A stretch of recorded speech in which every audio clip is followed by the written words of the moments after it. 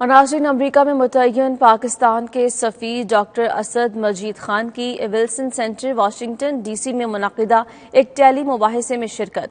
सफ़ीर पाकिस्तान ने corona virus की रोकथाम के लिए हुकूमत पाकिस्तान के इक़दामात, पाक अमरीका ताल्लुकात और अफगानिस्तान में क़याम अमन की कोशिशों के बारे में इज़हार ख्याल किया। खुर्रम शहजाद की ये रिपोर्ट। सफीर पाकिस्तान असद मजीद खान का कहना था कि अमेरिका में फंसे हुए पाकिस्तानियों की वतन वापसी के सिलसिले में सफारत खाना और चारों कौंसल खाना हमा वक्त काम कर रहे हैं। पाकिस्तान में कोविड-19 की सूरत हाल दुनिया के काफी ममालिक से बेहतर है। हुकूमत पाकिस्तान ने कोरोना वायरस से निपटने के लिए बर वक्त नेशनल एक्शन प्लान तरतीब दिया। We are living through very difficult times. COVID has overwhelmed the rich and the poor, the resource rich and resource poor countries alike.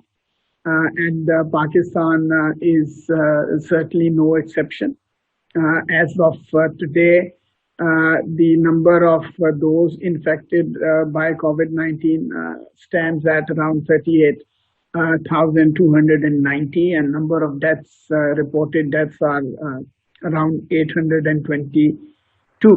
Now, when we compare this number, even losing one life is a tragedy, for the family and for the communities. But obviously, when we compare these numbers with some of the other countries, I think Pakistan has done relatively well in terms of dealing with this crisis. National action plan के हवाले से बात करते हुए इनका कहना था कि हुकूमत के इक़दामात के नतीजे में पाकिस्तान में वबा की रोकथाम में मदद मिली है। वतन वापस जाने वाले तमाम मुसाफिरों को पाकिस्तान में कोविड-19 का टेस्ट कराना होता है और 48 घंटे के लिए उनको क्वारंटीना में रखा जाता है। COVID, you spoke about repatriation. Yes, that has been a major preoccupation, not just for the embassy here, but also for all of our consulates across the United States.